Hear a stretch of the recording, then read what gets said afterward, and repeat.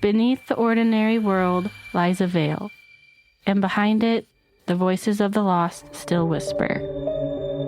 We are your guides into the shadows, where true crime meets the paranormal. From chilling crimes to haunted histories, we uncover the stories that refuse to rest. This is Veil of Echoes.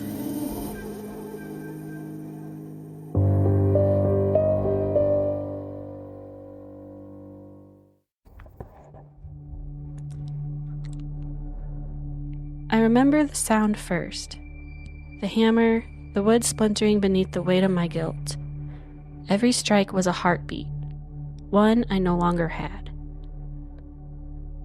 They told me it would keep me safe, that if I never stopped building, the dead would never find me. But they were wrong. The dead were never outside. They lived in me.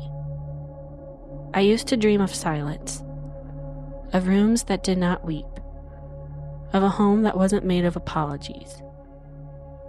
But grief doesn't sleep. It builds. Higher, deeper, louder, until even the walls begin to whisper. I see them sometimes. Men in uniforms stained with blood and dust, their eyes hollow, their hands trembling. They don't speak, they only stare, as if asking me why I lived. And they did not. I built staircases that led to nowhere, doors that opened into air, windows that looked only into themselves. I thought if I could confuse the spirits, maybe I could confuse my sorrow too. They said I was mad. Maybe I was. But madness feels an awful lot like mourning when it's all you have left. I tried to build peace, but the nails only held my grief tighter. The house grew, not from design, but desperation. Every hallway, another prayer unanswered. Every room, another ghost I couldn't bury. Now I walk these halls alone. The workers are gone. The hammer has gone silent. Yet the house still breathes. It remembers me, it mourns with me, and when the wind moves just right, I swear it still builds. I built it for them, but in the end, it became a tomb for me.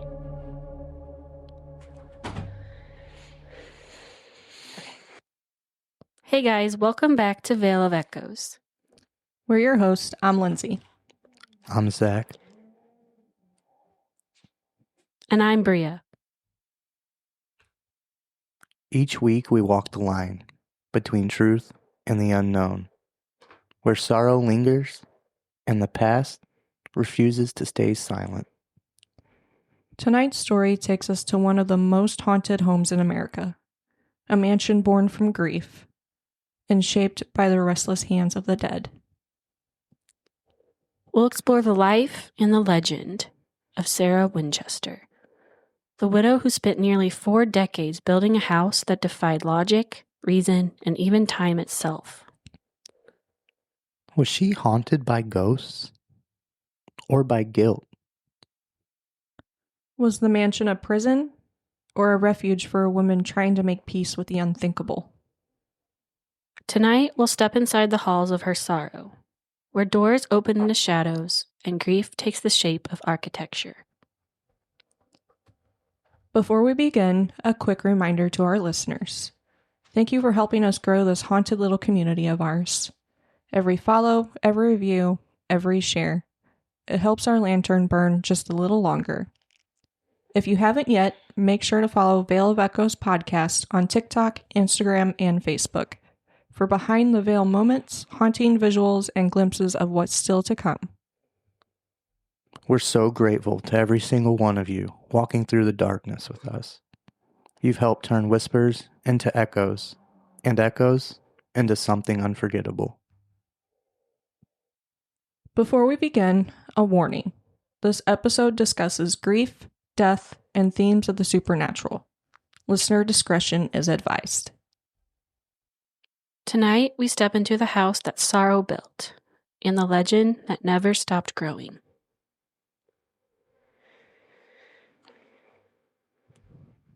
Before she was a legend, before her mansion became a riddle whispered through history, Sarah Lockwood Pardee was simply a young woman from New Haven, Connecticut, curious, brilliant, unaware of the shadow that would one day follow her name. She was born in 1839, the daughter of Leonard and Sarah Pardee, a family of comfort and intellect. Her father built fine carriages. Her mother filled their home with books and music. Sarah studied at the Young Ladies' Collegiate Institute, fluent in Latin, French, and Italian. They called her the Belle of New Haven, a title that sparkled and would one day feel like a curse. In 1862, she married William Worth Winchester, heir to the Winchester Repeating Arms Company. Their marriage was quiet, but the world around them was not. The Civil War raged, and the Winchester rifle became his calling card. The gun that built their fortune, and the same one that filled the world with ghosts. In 1866, Sarah gave birth to a daughter, Annie Pardee Winchester. But Annie was born with marasmus, a wasting illness no medicine could cure. She lived only 40 days. Sarah's friends said she moved like a ghost through her own home. Her laughter vanished, her faith fractured. She and William never had another child. The house on Prospect Hill became a shrine to what was lost. 15 years later, death came again. Her father-in-law, Oliver Winchester, died in 1880. A year later, William succumbed to tuberculosis. Sarah stayed at his bedside until the final breath escaped his lungs. At 42, she was alone, a widow without a child, a home echoing with absence, and a fortune she never asked for. She inherited millions in company shares and cash, making her one of the richest women in America. But every dollar felt tainted, earned from a weapon that had taken countless lives. To Sarah, that wealth wasn't freedom. It was a burden. Desperate for meaning, she turned toward the spiritualist movement, for belief that the living could speak to the dead. According to Cynthia Winchester Anderson's Chronicles of the House, Sarah sought a Boston medium for guidance. The story goes that the medium reached beyond the veil, and something answered. They are the souls of those taken by the Winchester rifle. What do they want from me? They want you to suffer as they did, unless you build a house for them, a place for their wandering souls. The message was clear. As long as she kept building, the spirits could not claim her.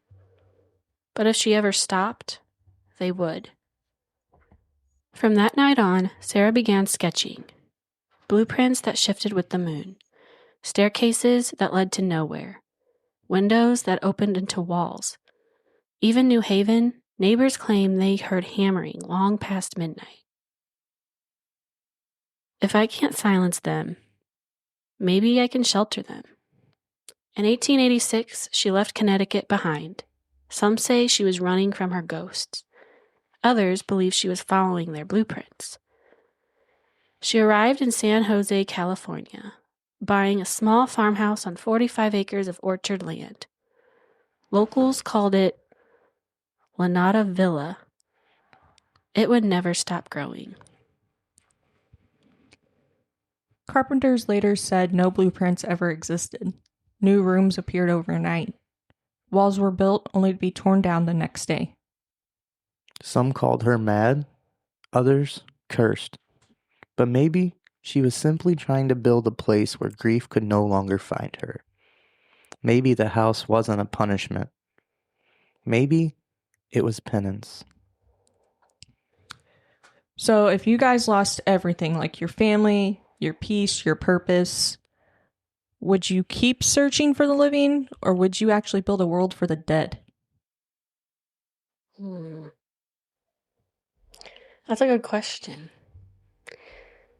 I guess, like, if you're in that state of loneliness, I mean, anything's possible, right? Depending on where your mind goes, man. Also, I mean, if she was suffering from her, whatever, mental illness. I'm pretty sure she had multiple mental health diagnoses that went undiagnosed. Oh, yeah, because, I mean, in that situation, I guess I'd keep searching for the living because I don't want to end up like Sarah, building a place for the dead my whole life, losing my mind and not spending time with any of the people I have left alive, which, I mean, wasn't family, but friends I could have made.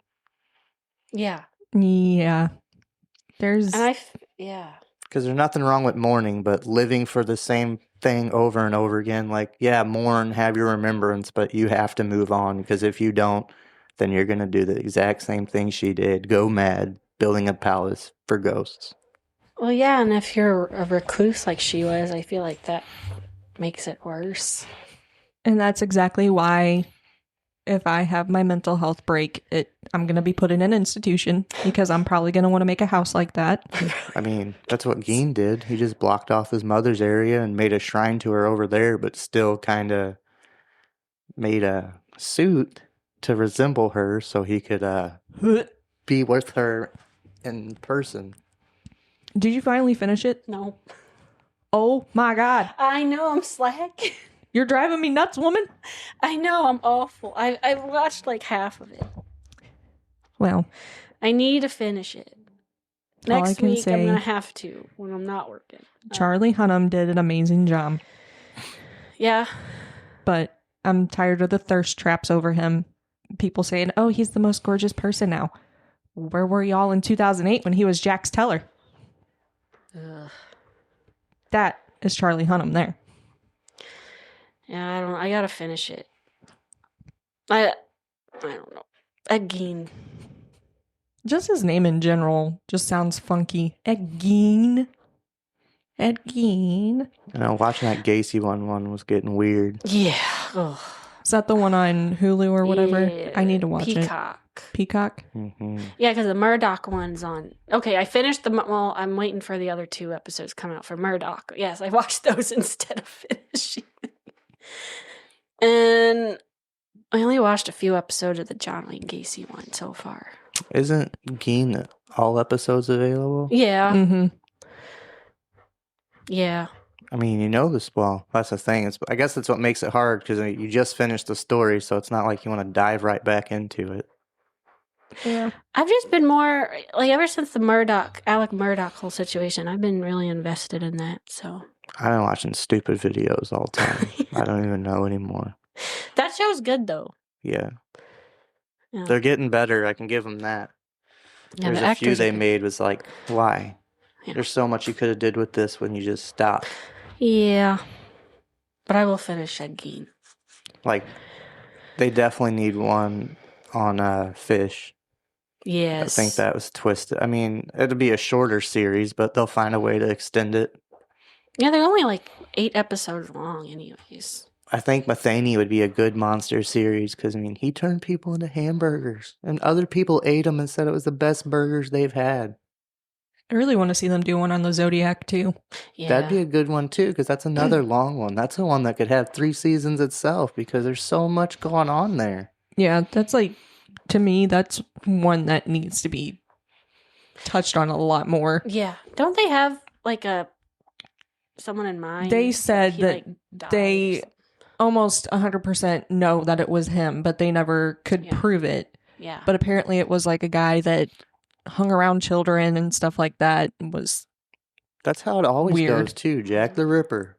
They had a feeling, had a real strong feeling, but couldn't identify him for 100 years. H.H. Holmes is interesting too. Yeah, that's a good, like, because they're right on path to be lined up. Like, that's got to be him. Yeah. The American Ripper.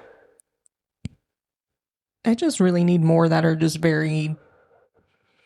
What's the word I'm looking for? Disturbed. I know I can't remember his name, but the one I was trying to send her about the Japanese guy, he pretty much did what Albert Fish did, but in a span of 2 months instead. Wasn't he like a skinny Yes, he frail was. He was dude.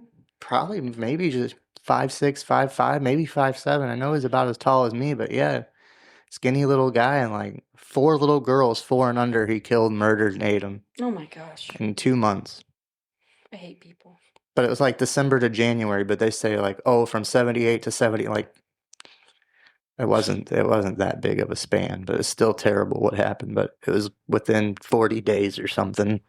For the next 38 years, the sound of hammering never stopped, day and night. Through holidays, storms, and sleepless nights, Sarah Winchester built. Carpenters said the house moved with a will of its own. Plans appeared overnight, sketched by candlelight, tacked to walls, replaced by dawn with her new ones in the delicate script. No blueprints, no architects, only endless reinvention, as if the mansion itself whispered what it wished to become. The house began as a modest 8-room farmhouse on 45 acres of orchard land, but it grew, outward, upward, and inward, until it became a labyrinth of 160 rooms, 24,000 square feet, and 2,000 doors, 47 fireplaces, but only 17 chimneys, many of them ending short of the roof, 40 staircases, some that twist back on themselves, others that stop abruptly at ceilings, and 10,000 windows that reflect only more windows. It's like grief given architecture. Or a mind trying to outbuild its own ghosts. One door on the second floor still opens to nothing, a 20-foot drop straight to the gardens below. Another swings open over thin air to the courtyard. And in the séance room, a false door drops directly into the kitchen sink below. A booby trap for any spirit that chose the wrong exit. It's interesting. I just want to know. I want to know how that works. Me too. I just want to know. I guess she just want anything that came to her mind. She'd be like, "Oh, and then I want this, like this." Oh, here. This. I'm going to put a trap door over my sink so that way if a ghost goes around it, it's going to fall in my kitchen water. Yeah. Like, you know how it's up there floating? It's just going to fall through and just float over my sink? Like, that's what I want. I just want to know why the kitchen sink. She's got to clean them. Did she get lost herself? How the hell? I don't think so. That's how nuts she was. 2,000 doors? I wouldn't even be like, what was this door for again? Well, some of them just open to walls. Yeah. Some of them open to nothing. Some of them open back out to outside. I'd like to see it. That's what they said. They had windows reflecting windows. Yeah, and chimneys that didn't even go out the roof. They were built in underneath it. Just imagine like walking up in that attic and seeing all 48 different roofs up there built because she kept going different directions with her house. Oh, God, my eyes would be hurting, man. Yeah, because it said it started 8 bedrooms and it ended up to, 160? Yeah. Jesus. 24,000 square feet. She got problems. 160 rooms. Yeah. If I live, there's 160 rooms, we better have a hotel. Like, cause geez. Better be making some money off the damn thing. Like, I can see if she's wanting to confuse them with all these doors and staircases and whatever, but what's the fireplaces? What is that going to trick them? 47 fireplaces and only 17 Well, Santa's going to have a really hard time finding which freaking chimney to go down. I can see that now. Son of a bitch. Oh, yeah. Fucking Rudolph is like, what the fuck, Santa? You have me stopping at each and every fucking chimney right now. I need your nose over here. We ain't getting Christmas that year. Yeah. I need your light. Taking too long trying to figure out what chimney to go down. Yeah, he'd be spending 90% of the night trying to figure out which chimney is going to lead to what. And every time he goes down, he's like, fuck, this is the same room. He's going to have to call back to home base. I'd be like, all right, we're just leaving them at the door, the front door. All right, fuck you. You're getting coal. Yeah. This house is a fucking prison. Your shit's in the garage. It's just giving me like... Which garage? My head's just spinning thinking about it all. That's the sad thing. She probably turned that garage into 14 different bedrooms. And it's sad if you think about it, like for her mind to go... I mean, because your mind dementia? can do really crazy things when you're in a state of Well, I Look mean, at depending on everybody. what you take or drink, you can see stuff, hear stuff. Yeah, I don't know. It's kind of sad. Like, she had guilt and... Yeah, she was guilty for all the wrong reasons. But it's Like, you not her married into fault. that family. Yeah. You didn't create the rifles. And plus, your family just created the rifles. They're not the one who held them and shot and killed these people. Like, that's part of war. Yeah. War fucking sucks. Yeah, it does.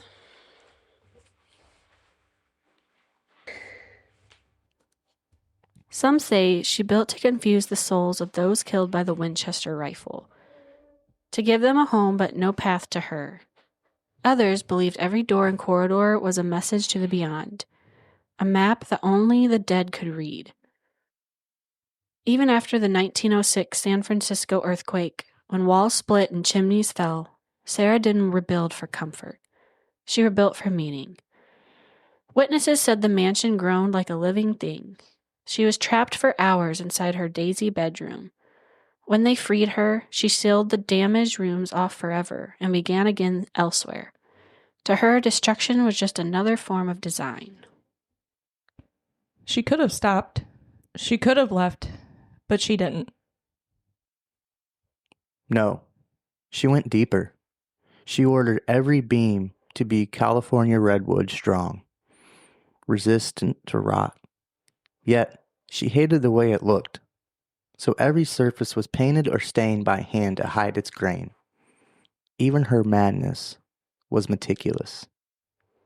According to U.S. Ghost Adventures, construction never ceased, day or night, 7 days a week.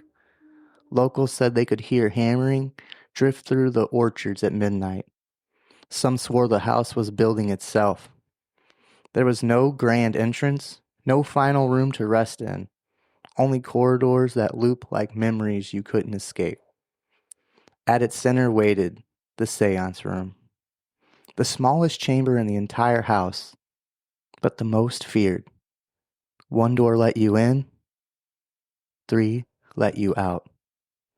1 to a dead end, 1 to a drop, 1 to nowhere. They say she entered each night at midnight, rang a small bell to summon the spirits, and again at 2 a.m. to release them.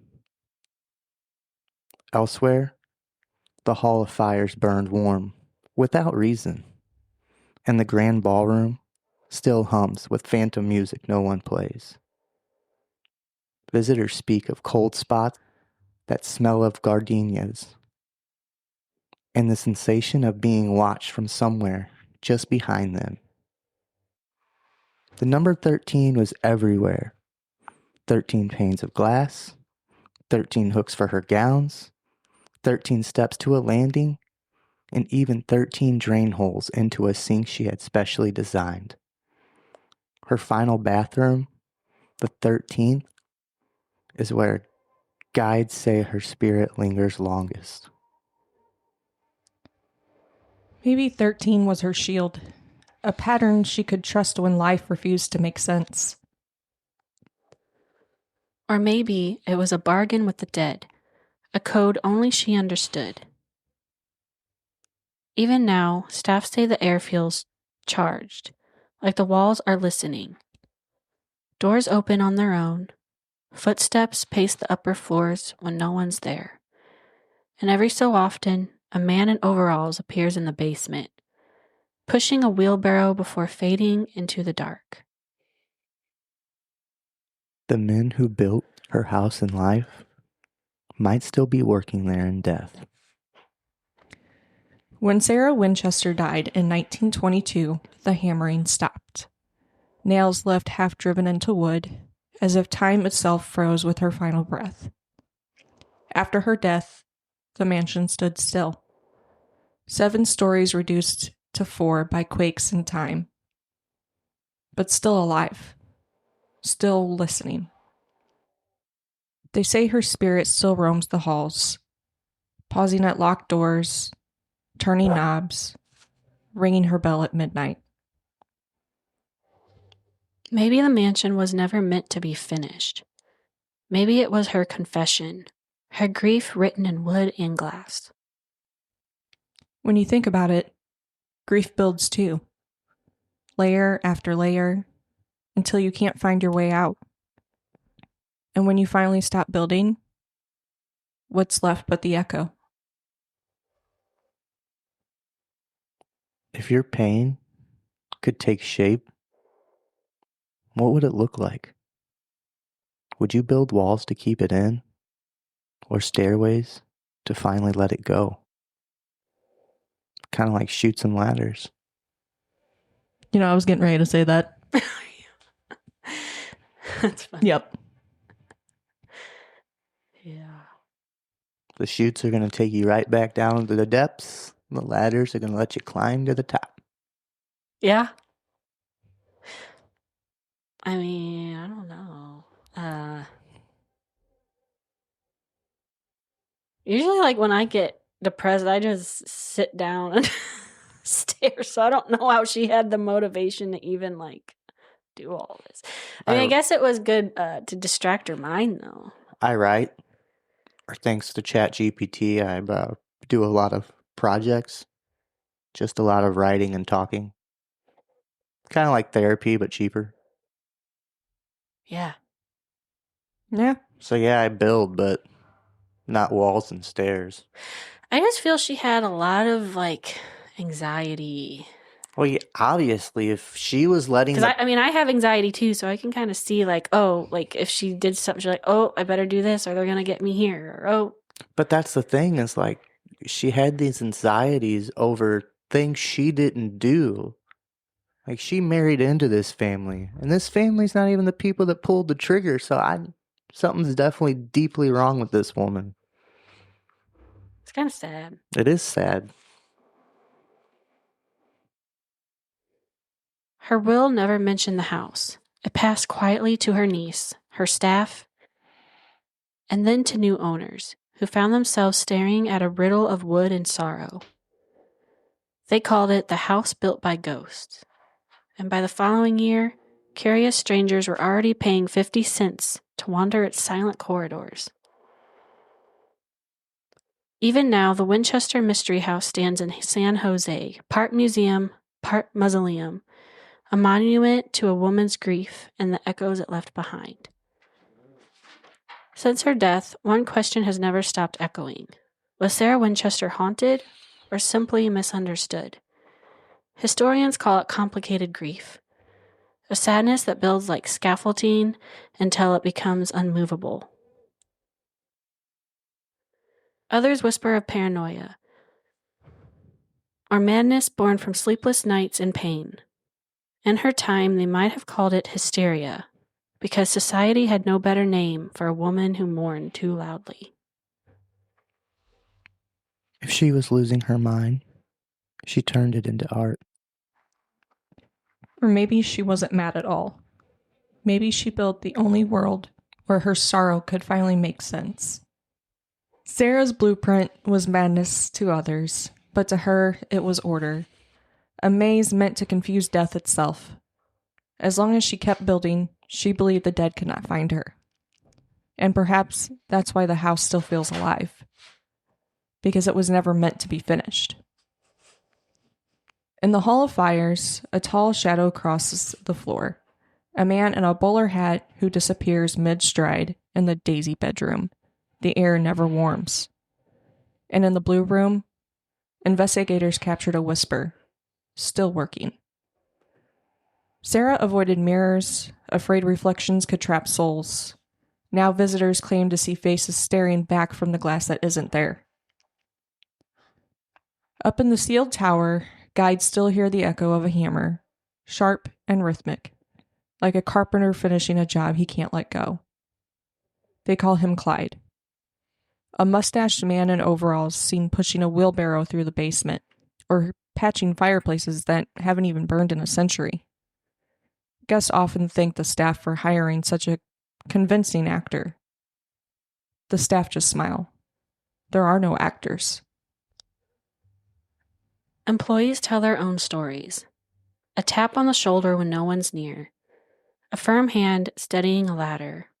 An antique alarm clock that rings each night at 2 a.m., long after its gears have rusted. Doors open on their own, cabinets swing shut, and footsteps trail visitors down corridors that lead nowhere. Maybe that's why investigators keep returning. Ghost Adventures captured a woman's voice hissing, "Get out." BuzzFeed Unsolved recorded motion sensors tripping on empty floors and cold spots that followed them from room to room. Each night, near midnight, the seance room bell still rings. 2 soft chimes. Then silence. Maybe the house remembers her. Or maybe it remembers the pain that built it. Or maybe the house is her. Every stair, every wall, a piece of her that refuses to rest. A century later, we still call it a mystery. But maybe the secret isn't in the blueprints. Maybe it's in the woman who refused to stop building. Was she haunted by spirits? Or by the ghost she carried inside herself?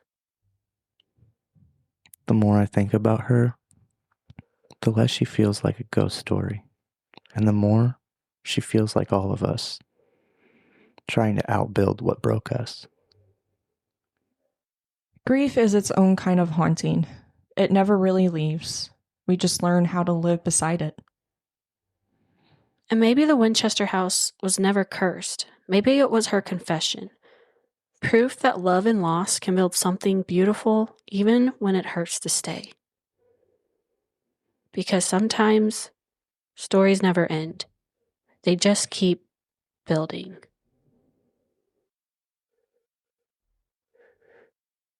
So if you guys stood in Sarah's place, carrying that kind of grief and guilt, would you keep building too, or would you finally put the hammer down and face whatever waited in the silence? Oh, that's a good one. I feel like I would get tired of it after a while. I would get tired of it. You know? Unfortunately, you have to face what waits in the silence to move far forward. You have to live while you're alive. Mourning the dead, there's nothing wrong with that. But Damn, Zach's getting deep. He always does. He just fell down that That's rabbit true, hole of though. it is. I just feel like she just, until she died, she was just fixated on building because she was terrified the ghosts were going to find her. And I've had that a was lot part to of her face in my anxiety. life, and I could see my anxiety making me do that because my anxiety is fucked up. I just do. So I could definitely see it making me go mad to the point of where I start building these rooms that go to nowhere and staircases that lead to nowhere. I mean, in her mind, she truly thought these ghosts were going to come get her. I might think the ghosts are coming to get me if I stop taking my medication. I mean, I wonder if she had schizophrenia too, like seeing things. I mean, But I know back then they didn't have. the technical terminology. Yeah. yeah. Yeah. Probably, there's a good chance. There's just so many. It's sad and. A lot of things pointing to schizophrenia and paranoia, and like I said, she married this guy.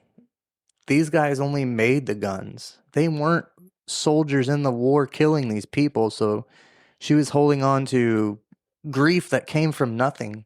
So I don't know what made her feel this grief in the first place. Was it the loss of her daughter? Then from there, everything just started spiraling down, and then when she lost her husband, she thought about how the weapons he makes kill people, and those people will never be back around, and their loved ones will never see them. And all of a sudden, she just started spiraling to a point where she deeply believed she was hearing these spirits that were being killed by these guns, and they led her to San Jose to build this house for them. And from 8 rooms to 160 room, 2,000 door, 10,000 fucking window house mansion, 7 stories for 40 years. You know what that reminds me of? The whole, kind of taking it into account that she probably believed it was her fault with the rifles and stuff. Mm-hmm. I kind of, in my brain was just comparing that to the first Iron Man movie, because in the first Iron Man, That's why he stopped. that's why he stopped, was because he noticed all of his weapons were killing people. Mm-hmm. Yeah. And that's why he stopped. As soon as he saw it firsthand, he didn't want the deals no more. And then they couldn't have that because they were ruling the world with what they got from him. And they just happened to fuck with the wrong mind. Yeah. Mhm. That's what I just Yeah, kind of makes- compared it to. That makes sense, though. So she should have built an Iron Man suit and saved the world instead of fucking just kept building a She mansion. had the money for it. Yeah, she Yeah. did. My I know. God, just build a suit out of iron. Jeez. Back then, their guns were weak enough that she could have just put on like a welding suit. Yeah. Nowadays, Nowadays, no. we got 50 No. caliber rifles and stuff. Like Nowadays, you got the automatic pew-pews that are a we got little much. handguns that are like tanks. Like I don't know. Mm-hmm. You know, when I did junior ROTC, I had to shoot a 50 cal Desert Eagle. Mm-hmm. I will never do that again in my life. Never. It's a handgun. You gotta And it- kill an eagle? No. No, it's No. called a Desert Eagle. It's called a Desert Eagle. It's a type I of was like, gun. That- I can't see that you is kill it. highly illegal. illegal. Like, that is to be highly American, illegal. you got to kill the American symbol. Yeah, to Oh, be an shit. American, you gotta take down that bald eagle. Here, what you're gonna do? You're gonna take this shiny pew pew, aim in the sky, and sound hope you like catch it. Pew! Pow. And as soon as you shoot that bird, you're gonna see red, white, and blue come right out of it. Poor thing. Okay. All right, I get it now. Let's just Yeah, no, that gun, just shooting that was fucking scary because it almost broke my wrist. Jesus. I used to watch. I don't know who the guy was, but they had a channel where they would test guns, but they were in like lab coats. I don't know if they were actually building them, but he went to shoot a 50 cal sniper rifle and that like threw him back in his chair. I was like, oh. Yeah, there's a gun that's like literally labeled T-Rex, and it Got people flipping backwards. yeah, it was like taking people, and the recoil on it was like Why pushing did them they do 10 it feet. to make it that It's strong? dangerous, but some of the videos you're like, holy shit, because they get left with bruises on their shoulder, black eyes from the fucking scope. Now, see, I had that happen to me once, though. I did have one of my guns blow up in my hand. Oh, no. I had a hunting rifle, and Caleb and I were sighting it in, Oh. and I was chambering it, went to shoot it, and all of a sudden it just went Oh. from the sides. It exploded. Ouch. Don't know how I managed to not get extremely hurt, but I mean, his grandpa was standing there and everything and was like, what the hell just happened? Yeah. It was my first gun I ever bought on my own. Oh, shit. It was a 30-06. It's like, well, we're ending this today. And then as soon as that thing blew up, nope. Mm-mm. Now, I mean, do I still shoot? Yeah. Do I still carry? Yes, I do. Mm-hmm. Yeah, So. but it makes my hand hurt. Yeah. Did you, like, have a bruise or anything? From the 30-06 I did, I had a bruise on my shoulder, like from where it was sitting. But when I shot that Desert Eagle, my wrist was bruised. Oh, Mhm. yeah, I bet. I mean, I was a small person shooting a 50 cal handgun, Jeez. something that's used in a rifle Yeah. that has been compressed to a pistol. Uh-huh. Yeah, no. Crazy recoil. Yeah, Yikes. ridiculous recoil, and that scared the shit out of me. And I honestly, bet. that's probably another reason why God was like, diabetes. Oh, my gosh. You're not going to be in the military here. Diabetes. You're not gonna be. I think that was God's way of telling me, you're not cut out for it. That's fucked up. So guess what? I'm going to give you this disease. I mean, you gotta have dark humor, right? Hey, I'm the one who's got the disease. I can make fun of the disease. Oh, I know. I'm the one who's got mental health problems. I can make fun of my mental health problems No, I have some. real quick. I have some. It's just kind of like Zach's just sitting there going, he's like, oh, okay. it's kind of like the guy the other night that I don't know. I think I probably told y'all that stopped me because he thought I was following him too close. Yeah, I was on my way home the other night and got up to the entrance to where I live at, and he's brake checked me multiple times, and I was I'd probably be pissed. a car and then a half a car length behind him.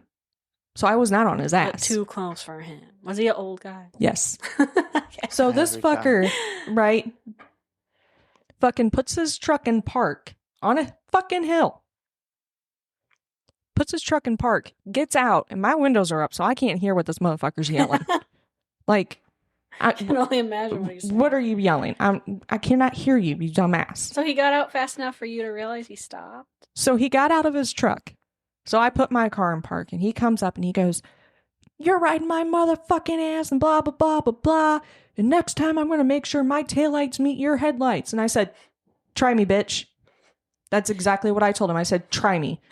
Jeez. I said, it's people like you that if you walk up to my car and I feel threatened, Yeah, like, why are you getting you out? Like, do not come up to my car, because if I feel threatened, guess what I can do? yeah. I've got a hole puncher.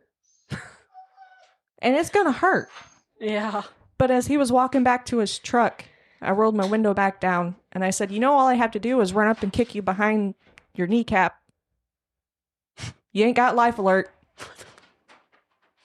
All right. Yeah, he pissed me off. And I was like, you know what? I even had it envisioned of me just running up, kicking him in the back of the kneecap, and laughing and walking off. Sucks to suck. And then asking him, where's your life alert at? Yeah, I know. Help, I've fallen and I can't get up. Help, I've fallen and I can't get up. Fuck, I don't have my life alert. This damn young bitch, she hurt my leg. She hurt my leg. Yeah. Now I just had the SpongeBob, my leg, going off in my brain. Gosh. Every episode.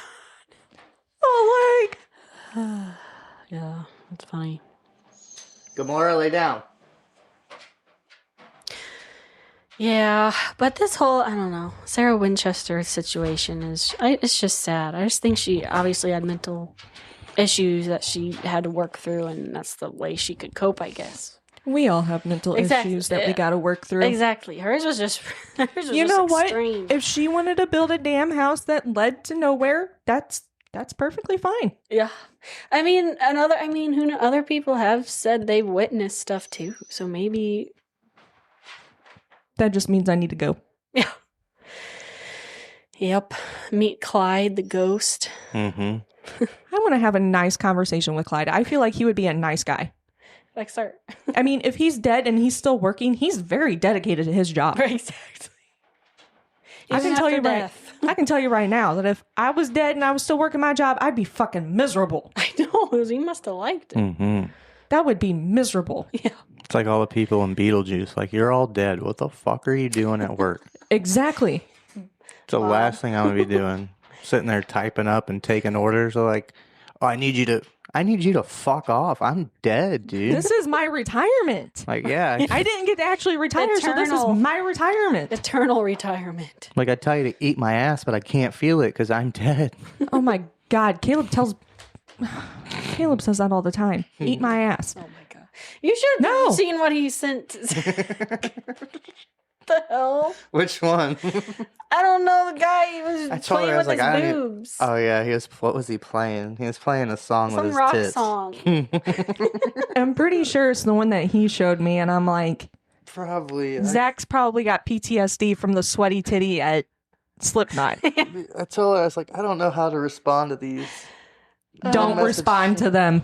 He sent me of a guy sitting on like a display toilet, shitting himself, and then breaking the toilet, and I was like, "What? This is his tism that comes out of him." I was wondering.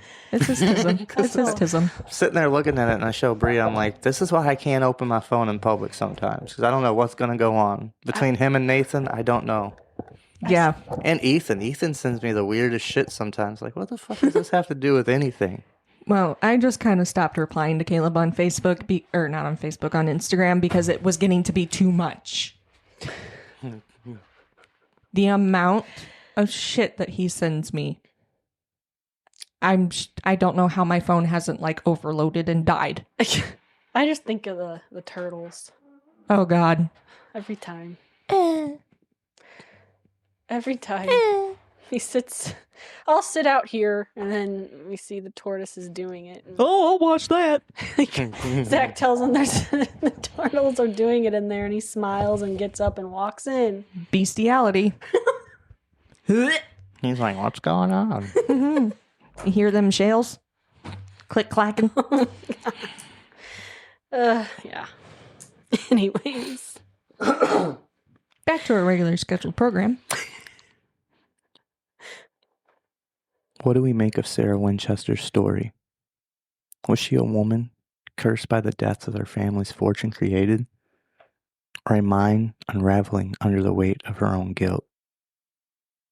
To some, Her endless construction was an act of penance, an apology written in wood and glass.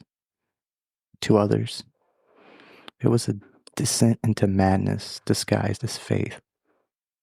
If she truly believed she could build her way out of grief, maybe that was the only language sorrow ever gave her. Hammer and nail, silence and echo. A house without end for pain without a cure. But maybe the real tragedy is how easily we call a grieving woman insane when she refuses to suffer quietly. They say her spirit still walks the corridors, pausing at doorways that open to air, turning knobs that lead to nowhere. In the seance room, a bell still rings at midnight, and footsteps echo down staircases that climb into the dark. Visitors speak of shadows crossing candlelight, the scent of roses drifting through sealed rooms, and a figure in black who disappears when spoken to. Maybe Sarah never left. Maybe she's still walking the blueprint of her sorrow, searching for the one room where the dead can finally rest. Even decades after her death, the house drew the curious and the skeptical alike. Harry Houdini visited in 1924, hoping to expose it as a superstition, but when he left, he simply called it the Mystery House, admitting that some riddles were better left unsolved. Years later, Walt Disney would walk the same twisted halls, taking notes that would help inspire the illusion of his haunted mansion. It seems even dreamers and illusionists couldn't resist the story Sarah left behind. Whether you believe she was haunted by ghosts or by grief, the Winchester house remains a testament to how far love and loss can drive a soul. Some say she built a trap for the dead, others a monument to remorse. But maybe, just maybe, she built something rarer, a place where grief could live, so she didn't have to. And if her spirit still lingers there, perhaps it's not in torment, but in peace, still building, still forgiving, still listening to the echoes of what she left behind.